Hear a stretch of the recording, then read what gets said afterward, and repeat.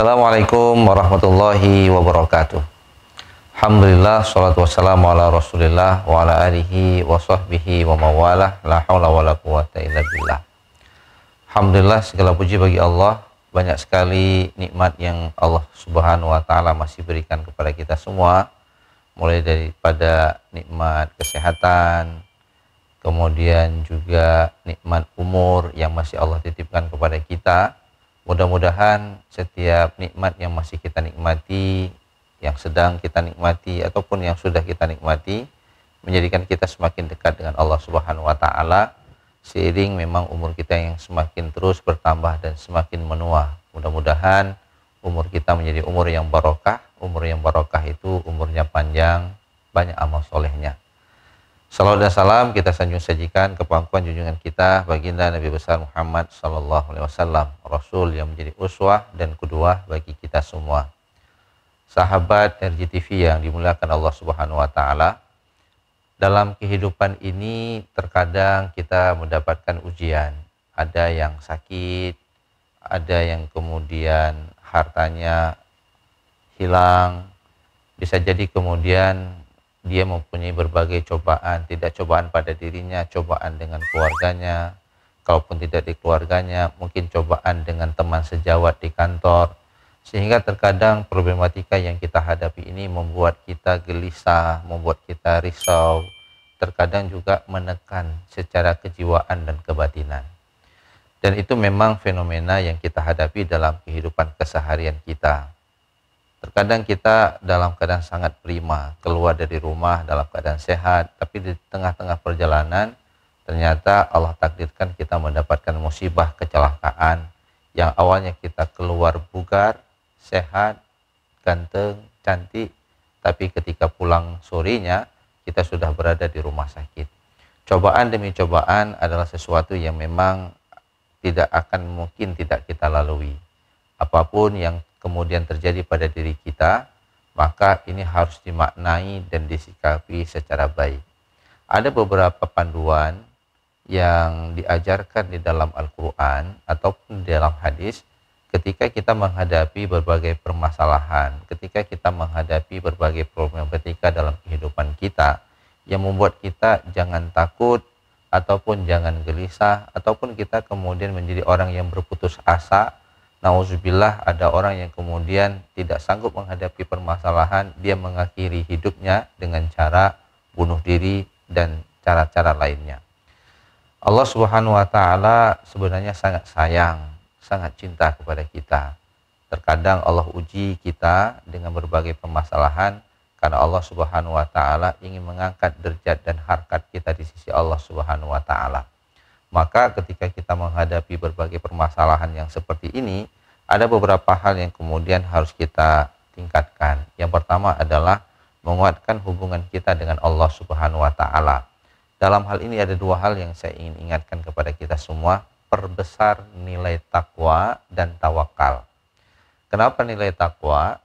Ketika kita menghadapi cobaan, dekati Allah. Ketika kita menghadapi penyakit yang menderita dalam waktu yang panjang, maka perbaiki hubungan kita dengan Allah Subhanahu wa taala. Ketika nilai takwa kita bertambah, kesolihan kita bertambah, Allah Subhanahu wa taala mengatakan, "Wa may yattaqillaha yaj'al lahu makhraja wa yarzuqhu min haitsu la yahtasib."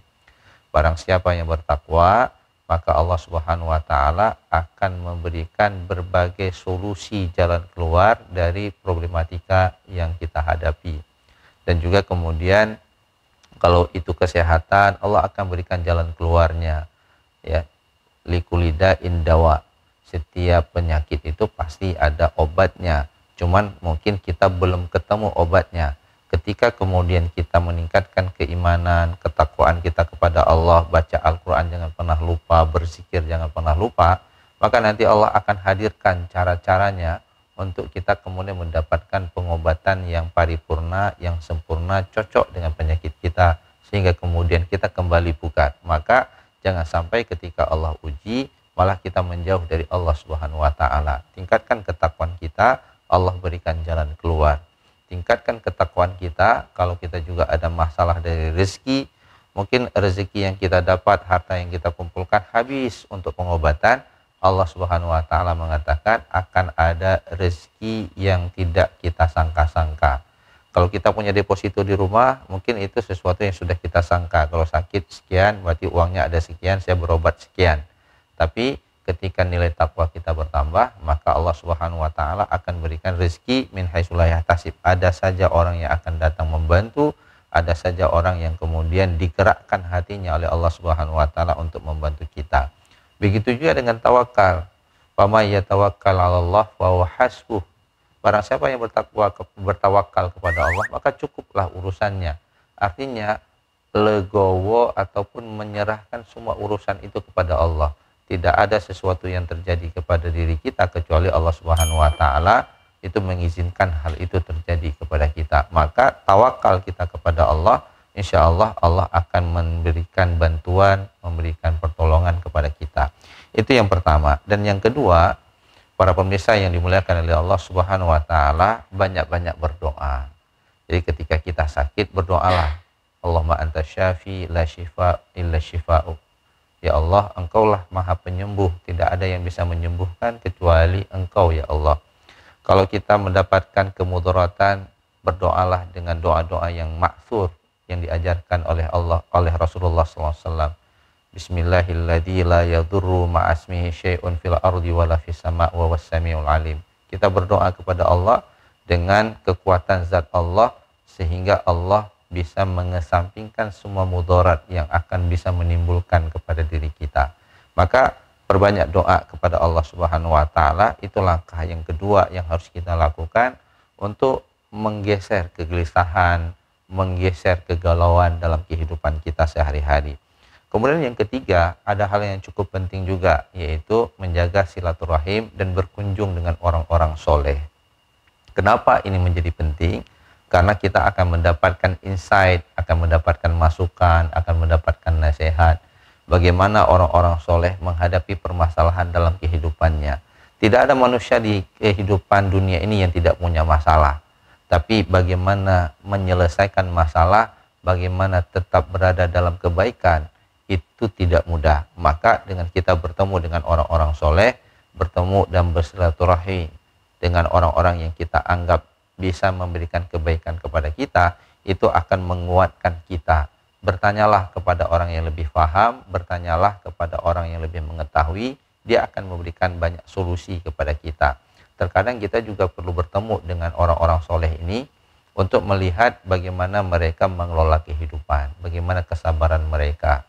Kita juga kemudian bisa mempelajari kesolehan orang-orang terdahulu, bagaimana para nabi, bagaimana para sahabat menghadapi berbagai permasalahan, tapi mereka bisa keluar dari permasalahan tersebut karena kedekatan mereka kepada Allah Subhanahu wa taala. Maka yang ketiga, para pemirsa yang dimuliakan oleh Allah, cara kita mengusirlah tahzan, jangan kita mengurung diri di rumah, jangan kita menghakimi diri kita sendiri, tapi ketemulah dengan orang-orang lain di luar sana yang bisa memberikan inspirasi, yang bisa memberikan motivasi.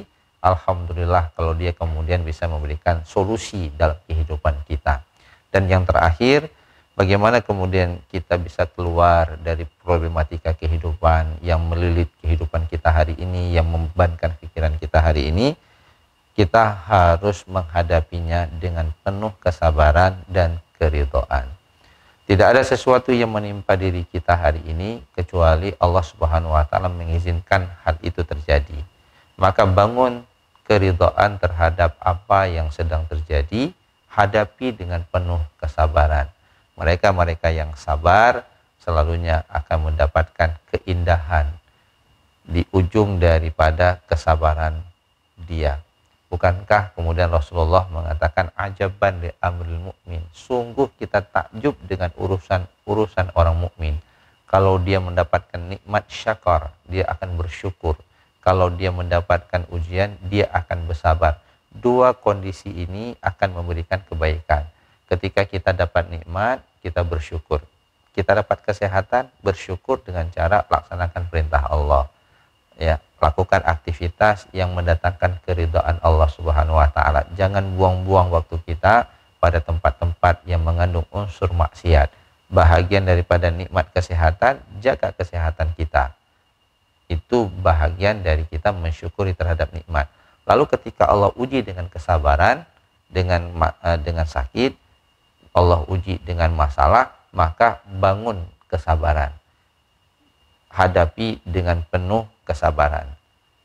Karena dua hal ini, syukur dan sabar, dua-duanya mendatangkan pahala yang besar di sisi Allah Subhanahu wa taala. Orang bersyukur terhadap nikmatnya, Allah tambah kesyukurannya. Allah tambah kenikmatannya. Orang yang bersabar terhadap ujian yang Allah berikan, maka Allah akan berikan solusi atas kesabarannya.